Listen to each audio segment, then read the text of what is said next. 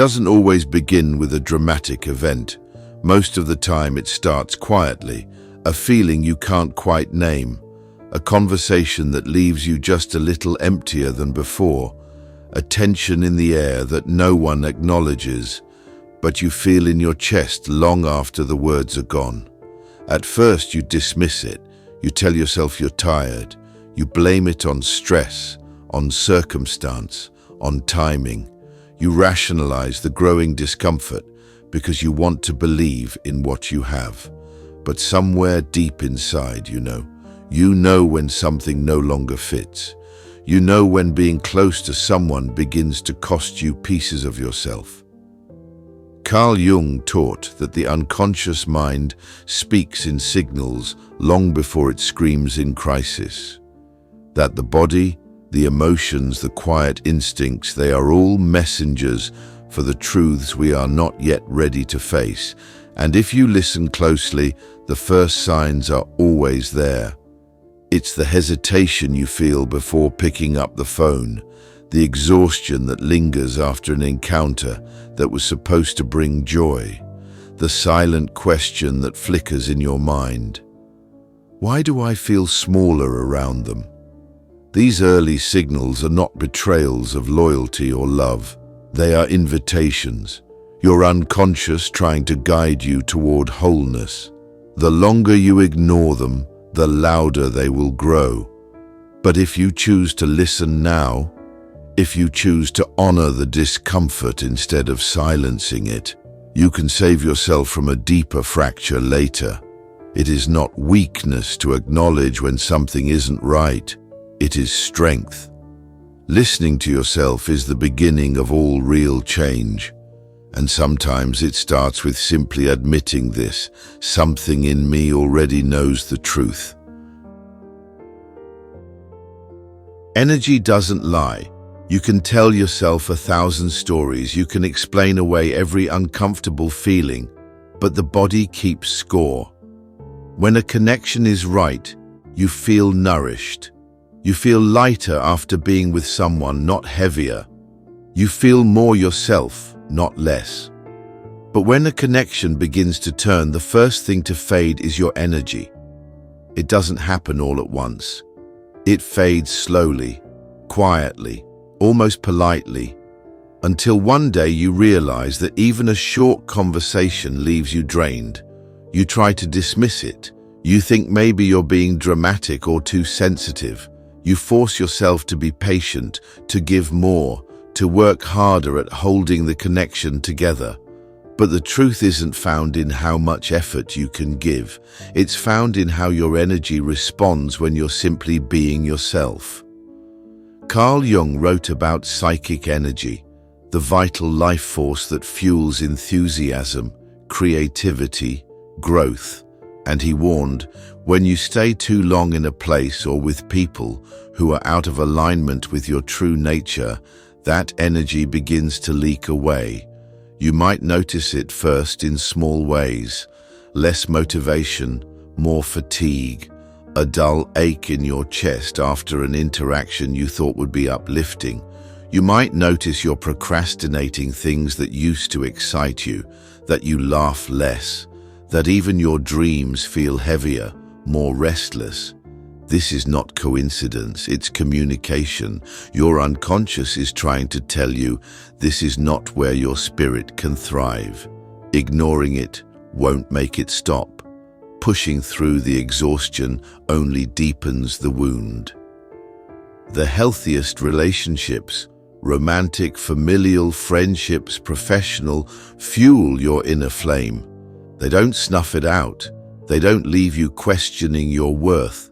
They don't demand you sacrifice your vitality just to maintain the connection. Pay attention to how your energy responds to the spaces and people in your life. Your soul speaks first through feeling, not words. And when your energy disappears, it's not rudeness, it's wisdom.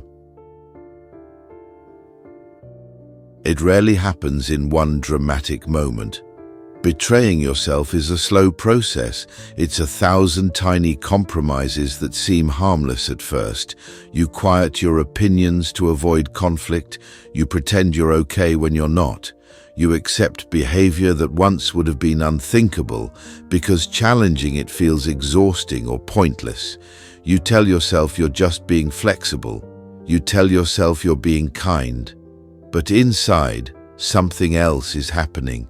You are slowly stepping away from who you really are. Carl Jung spoke of the dangers of losing connection to the self, the true, whole being you were meant to become. When you stay too long in environments or relationships that dishonor your essence, you start to shrink, you start to doubt your own voice. You begin to live not as who you are, but as who you think you must be in order to survive the connection. The cost of staying is not just emotional exhaustion. The cost is your authenticity, the most sacred part of you, the part that dreams, the part that loves honestly, the part that feels deeply, begins to fade into silence. You might not even realize it at first. You might only feel a growing numbness, a sense that life is happening around you, not through you, but your soul knows, your unconscious knows.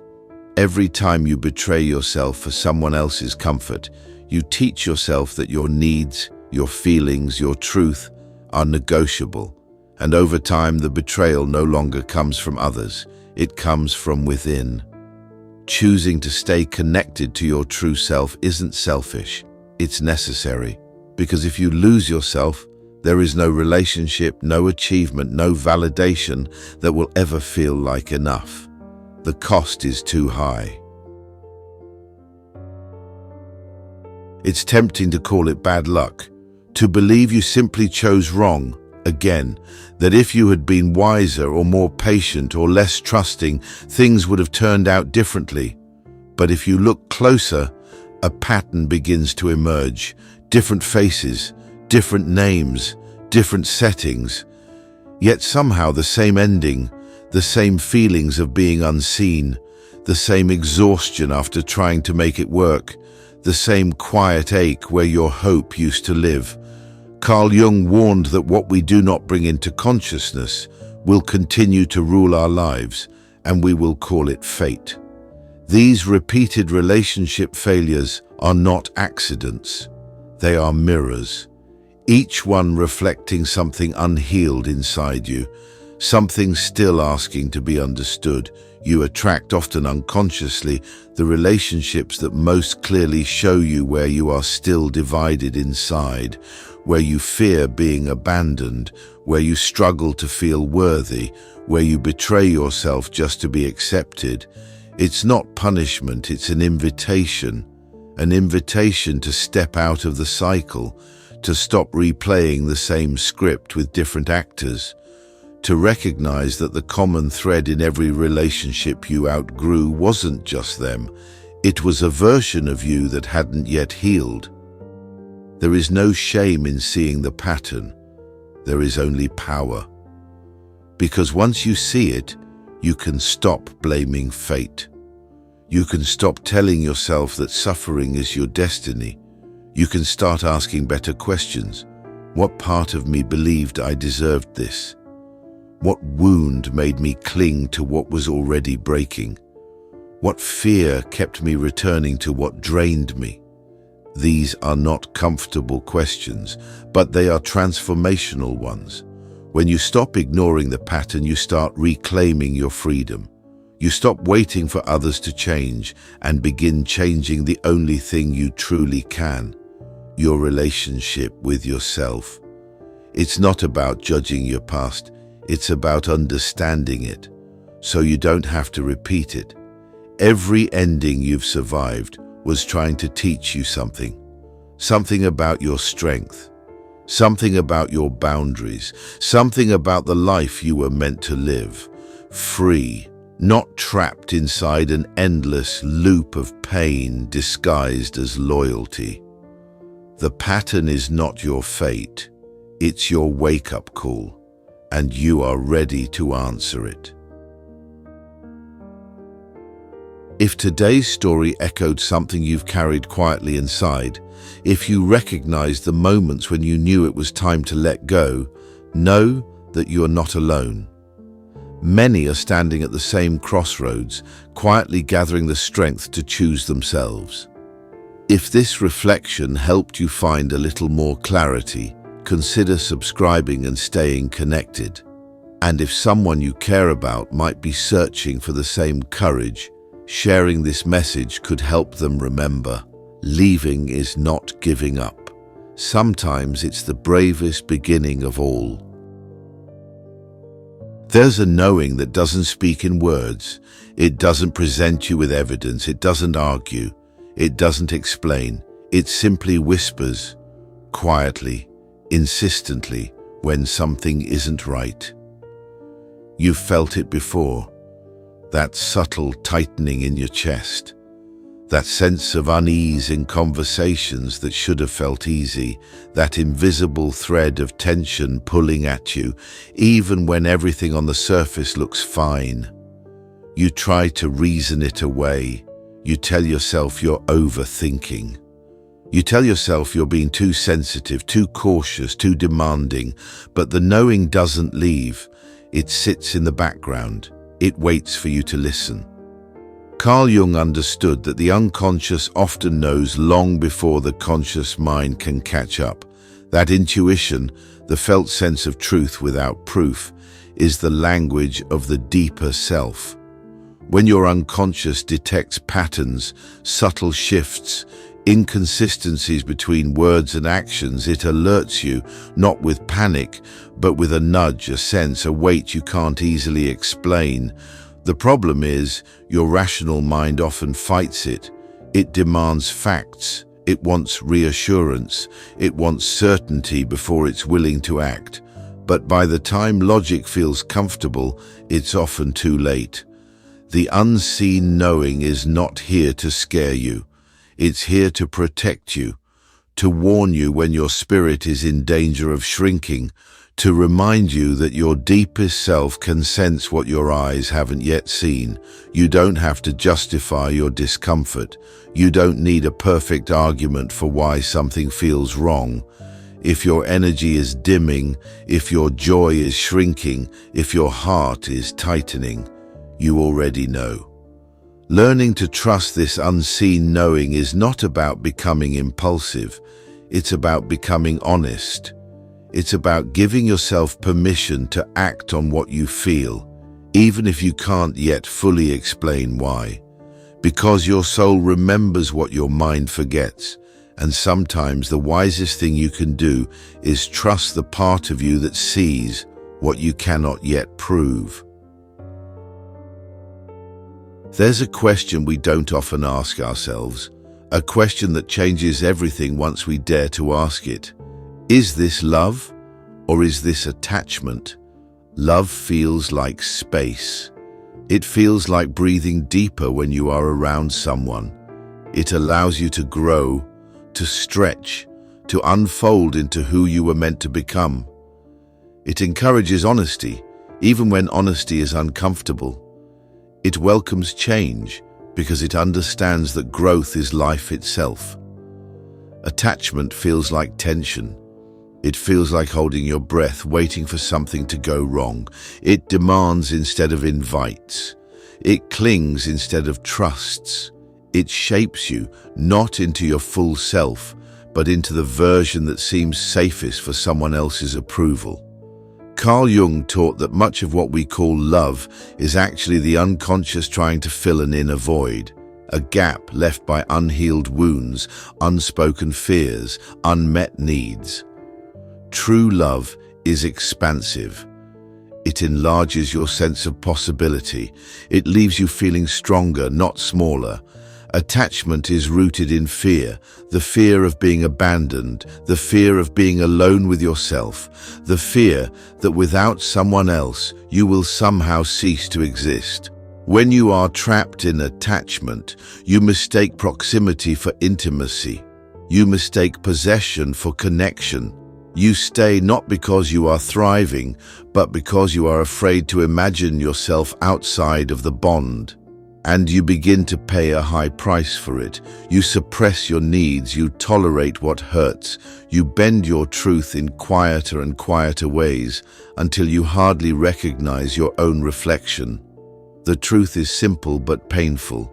If staying with someone requires you to betray yourself, what you are preserving is not love, it is fear. Real love does not ask you to diminish yourself. It does not require endless proving or chasing. It does not feed on your anxiety. It stands steady even when you question. It offers safety even when life feels uncertain. It celebrates who you are, not who you pretend to be. You may still care for someone deeply. You may still hold gratitude for what they brought into your life. But caring is not the same as belonging. Gratitude is not the same as growth. And when the cost of staying becomes the silence of your soul, it's time to ask harder questions. It's time to ask, am I staying because I love them, or because I'm afraid of what I might find if I stand alone? You deserve to know the difference. You deserve to choose freedom over fear. And you deserve a love that makes you more yourself, not less. At some point you realize the truth you were trying not to see. No one else can fix what feels broken inside you. No one else can fill the silence you keep running from. No one else can carry the weight you refuse to set down. You thought if you loved hard enough, stayed long enough, sacrificed enough, it would heal the hollow places. You thought the right person could finally make you whole. But Carl Jung taught that true healing never comes from the outside. The emptiness you feel cannot be patched by someone else's affection, their validation, or their promises. It can only be met by you. You are the only one who can sit with the old wounds without flinching. You are the only one who can look into the quiet ache and say, I see you, I won't abandon you anymore. When you rely on others to fix the emptiness, you hand them your power. You make your peace conditional on their attention. You make your worth conditional on their approval.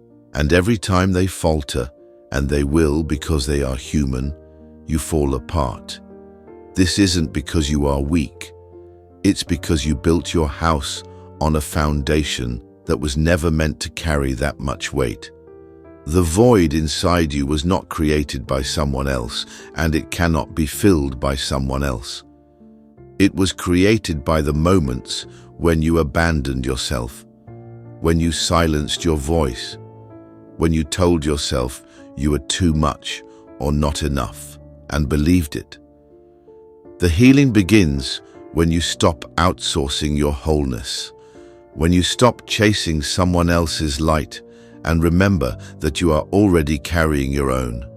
No one else can complete you, but you can complete yourself.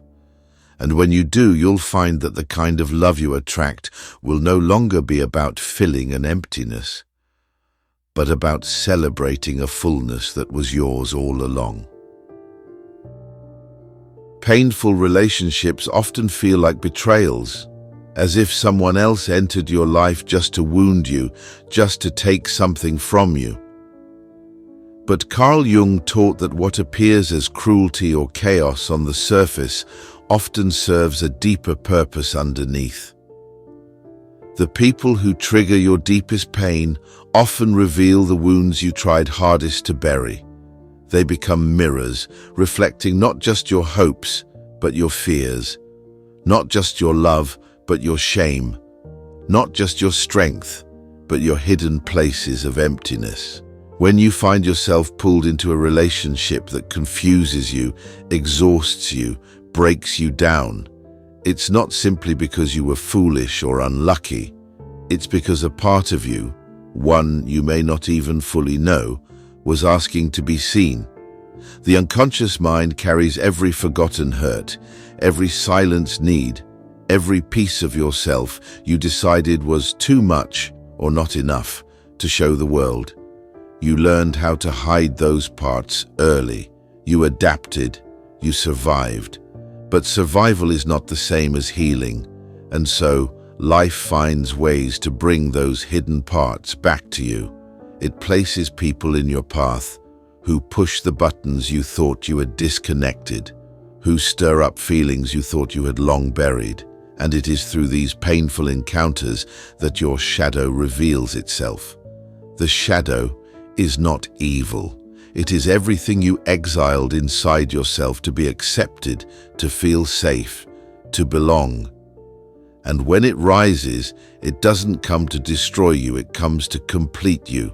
You are not meant to be half a person, living only through your polished strengths, ignoring your broken places. You are meant to become whole, and wholeness demands that you reclaim what you once abandoned. So when a relationship exposes your deepest fears, your fear of abandonment, your need for approval, your anger at being unseen, it isn't punishment.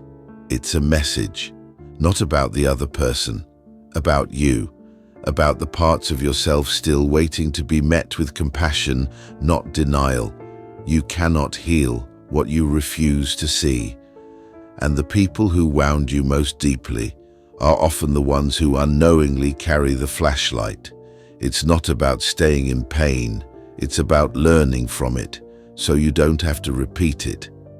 The shadow reveals itself, not to shame you, but to bring you home. There comes a moment when you know you have to let go, not because you stop caring, not because you wish harm, but because staying would cost you the very parts of yourself you fought so hard to reclaim.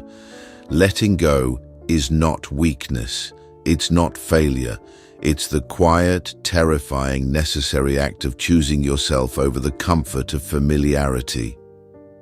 Carl Jung taught that individuation, the process of becoming your true self, requires separation. It requires stepping away from anything that demands you remain smaller than you are meant to be. Sometimes that means walking alone. It doesn't mean you're broken. It means you've outgrown what once fit. It means you no longer need to shrink yourself to be loved. It means you are learning to breathe without asking permission. The hardest part isn't losing them. The hardest part is facing the empty space they leave behind. That silence, that uncertainty, that fear that maybe you made a mistake. But here's the truth, walking alone is not the end of the story, it's the beginning of sovereignty. It's where you learn that peace doesn't come from being needed. It comes from being whole. It's where you discover that true strength isn't found in clinging tighter. It's found in opening your hands. When you choose to walk away from what no longer serves you, you are not closing a door to connection. You are opening a door to authenticity. You are telling yourself, I trust that what aligns with my soul will never require me to betray it. You will grieve, you will question, you will wonder if it would have been easier to stay. But then, one day you will wake up and realize you're no longer waiting for permission to exist. You are free, and it all began with the courage to walk alone. Growth is not polite. It does not wait until you're ready. It does not ask for permission. It moves in silence, rearranging your life without always explaining why. One day, something that once felt like home starts to feel too small. One day, the conversations that used to energize you feel hollow. One day, the dreams you once shared with someone no longer fit the person you are becoming. Carl Jung taught that every transformation demands a death, not of the body, but of old attachments, old stories, old versions of yourself that cannot follow you into who you are meant to be. Endings are not punishments. They are the gates we must pass through to reach the next chapter. But the mind resists. It clings to what is known. It mourns the comfort of certainty, even when certainty has long stopped nourishing your spirit. You wonder, why does it have to end? Why can't it stay the same? But life is not interested in preserving your comfort. Life is interested in your expansion, and expansion always requires release. Sometimes the people you love most were only meant to walk part of the journey with you. Sometimes the dreams you built around them were stepping stones, not destinations. Sometimes letting go is not an act of cruelty. It is an act of profound respect, both for yourself and for the journey you are called to complete. What life is trying to teach you is simple but not easy. Nothing real is ever lost. Only the illusions fall away. Only the versions of yourself that were built from fear, from need, from survival, are asked to be left behind. And when you find the courage to let go of what no longer serves you, you create space for what is waiting for you, something larger, something truer, something that matches the person you are becoming. Endings are not failures, they are invitations. And right now, life is inviting you to grow. The signs you feel, the weariness, the quiet doubts, the longing for something more, are not mistakes, they are invitations. If this journey helped you recognize even one of those signs in your own life, we invite you to subscribe and walk this path with us. And if you know someone standing at the edge of a decision they've been too afraid to name, consider sharing this message. Sometimes, the first step toward freedom begins with simply trusting what you already know inside. Change rarely feels good at first. Even when your soul is ready, your mind resists. Even when the old life no longer fits, part of you clings to it, tight, desperate, afraid. Because clinging is easy. It's what you know. It's the familiar weight you've learned to carry, even as it slowly bends your spirit. Letting go feels like stepping into darkness, like standing at the edge of a path you can't fully see. It demands something most people spend their entire lives avoiding: uncertainty. Carl Jung understood that the mind clings to what is known, not because it's good, but because it's safe. The known feels predictable, manageable, even if it's painful. Change, real change, asks for real bravery. It asks you to trust yourself without guarantees. It asks you to believe that there is more waiting for you beyond what you can currently imagine. And most terrifying of all, it asks you to walk away from comfort without any promises of what will replace it. This fear is not a sign that you're weak. It's a sign that you're human. But it's also a doorway. Because bravery isn't the absence of fear. It's moving forward anyway. It's saying, I'm afraid, and I'm still choosing growth. Every meaningful evolution of your life will carry fear at its edges. Leaving a relationship that no longer honors you. Setting boundaries that risk disappointing others. Trusting your intuition when it tells you a truth no one else can see. It all feels risky. It all feels heavy. But the real risk is staying small, staying silent, staying trapped inside a life that no longer fits, simply because you're too scared to outgrow it. You were not meant to live a life made of compromises and almosts. You were meant to live fully, truthfully, bravely. Fear will always whisper to you, but you get to decide whether it shapes your life or simply rides along quietly while you walk forward into who you were always meant to become. Letting go doesn't have to mean bitterness. It doesn't have to mean rewriting the story into one of villains and victims. It can mean simply recognizing the truth, that your paths have diverged, that what once nourished you now holds you back, that loving someone or caring for them deeply does not require you to stay where you no longer grow. Carl Jung taught that individuation, the journey toward becoming your true self, often demands painful separations, not out of cruelty, not out of anger, But because your soul can no longer breathe in spaces that ask you to shrink, you can release someone without hatred. You can honor what they gave you. The lessons, the moments of joy, even the pain, which sharpened your understanding of who you are and what you need. Letting go with respect means accepting the entire truth of what was, without clinging to illusions, without blaming yourself, without needing to carry resentment as a shield. It means saying, I choose to walk forward. I choose peace, even if it means walking alone for a while. It means recognizing that not every connection is meant to last forever. Some people are chapters, not lifetimes, and trying to stretch a chapter into a lifetime only delays the arrival of what is truly meant for you. You do not have to poison your memories in order to move on. You do not have to burn bridges just to prove that you are strong. Strength is not in destruction, it's in release.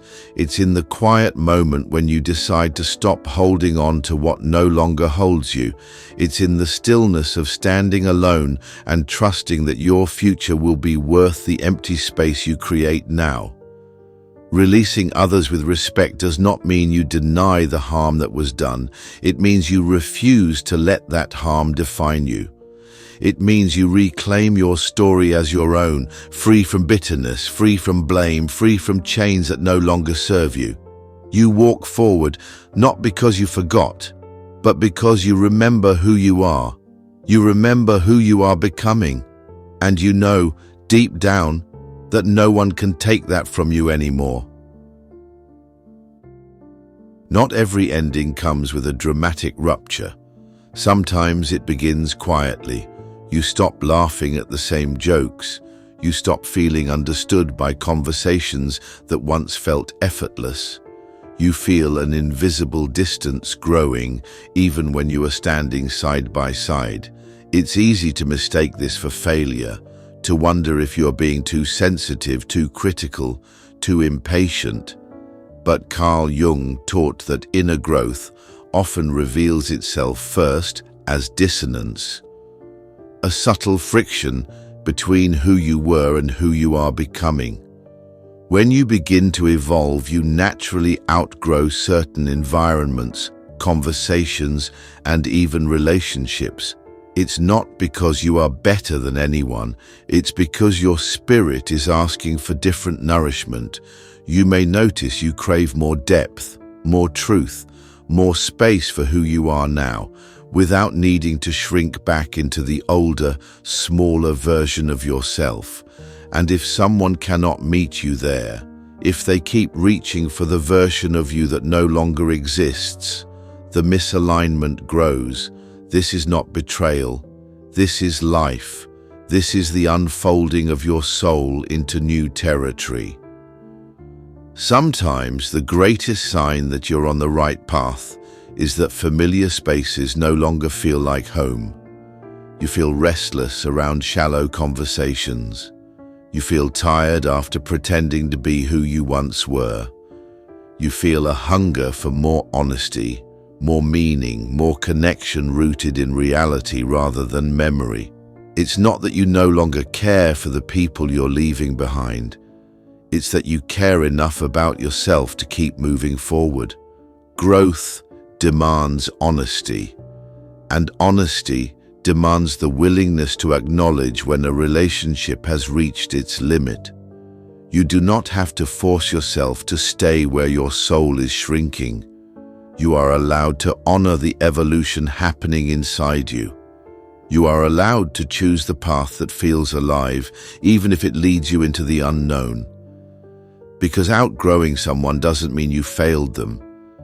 It means you finally answered the call to stop failing yourself. The right connections don't demand that you bend yourself out of shape to hold them together. They don't require constant repair. They don't survive only because you keep sacrificing your peace to sustain them. Real connection flows. It isn't effortless, but it isn't forced. It breathes. It allows space. It allows truth, even when truth is inconvenient. Carl Jung understood that when something aligns with your soul, it doesn't have to be clutched tightly in fear. You don't have to convince it to stay. You don't have to perform to be worthy of it.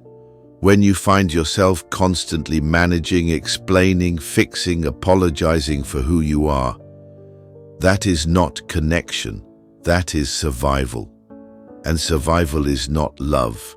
A true connection supports who you are becoming. It welcomes your evolution instead of resisting it. It doesn't crumble the moment you set a boundary or speak a need. It adjusts with you. It grows with you. When you are stuck in a bond that drains you, you may be tempted to believe that if you just tried harder, things would improve.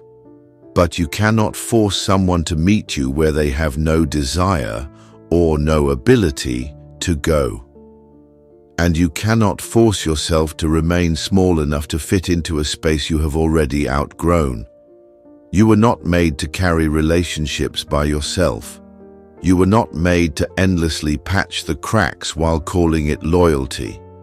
What is true will not need to be dragged into the future. It will walk beside you. And what cannot come with you was never truly yours to keep. There is a freedom in letting what is real stay, and letting what resists your growth fall away naturally. Nothing true is forced, and you do not have to force yourself to belong where you were never meant to stay. You are taught from a young age to be loyal, to stick it out, to hold on a little longer, to sacrifice for the sake of the bond.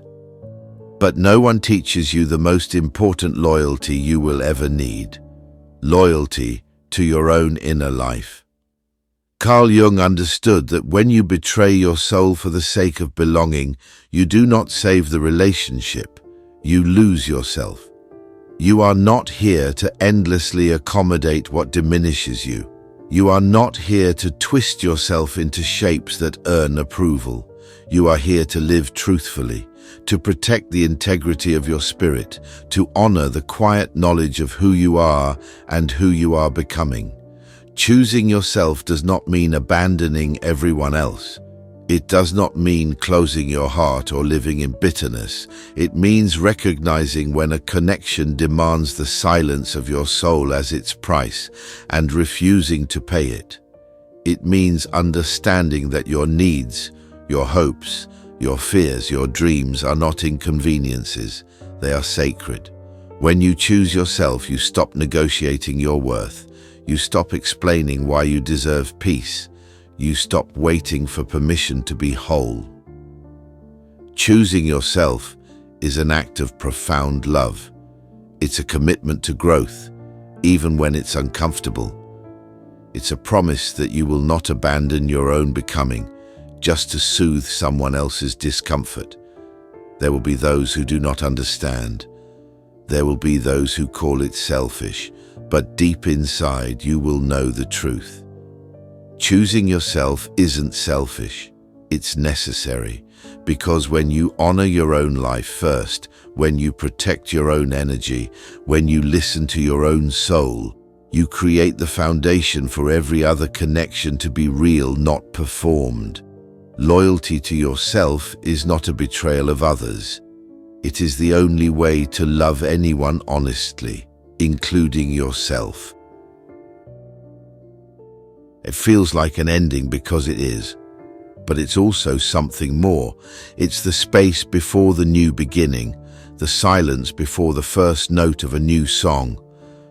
When you walk away from what no longer serves you, it feels like loss at first, a hollowing out, a weightlessness you didn't ask for. You grieve not just the person, the connection, the familiarity. You grieve the version of yourself who once believed you needed to stay. Carl Jung understood that true transformation requires a death before it allows a rebirth.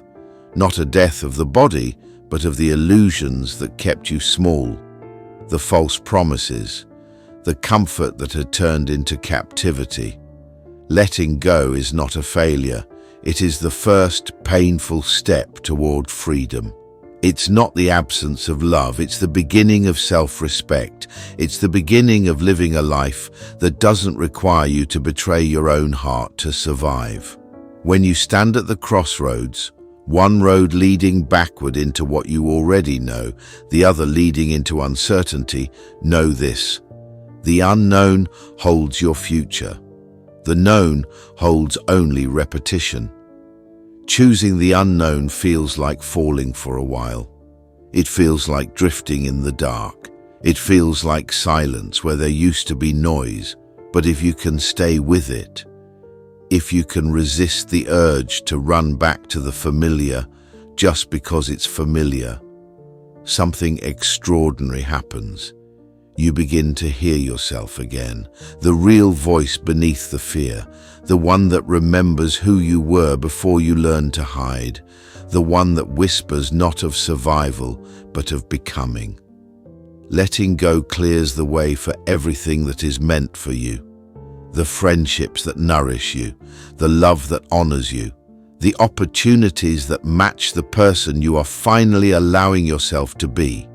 This ending is not your undoing. It is your awakening.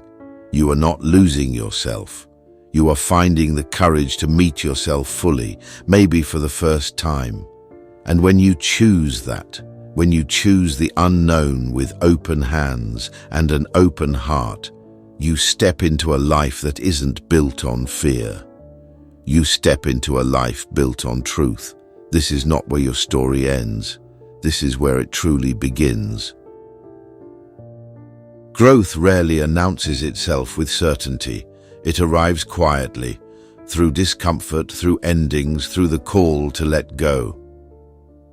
If these words helped you feel seen in that quiet, uncertain space, subscribing is a way to stay connected to a journey of honest becoming. And if you believe someone else might need the reminder that choosing themselves is not selfish, it's necessary, feel free to share this story. Because sometimes the most important thing we can offer each other is the reminder: you were never meant to stay small.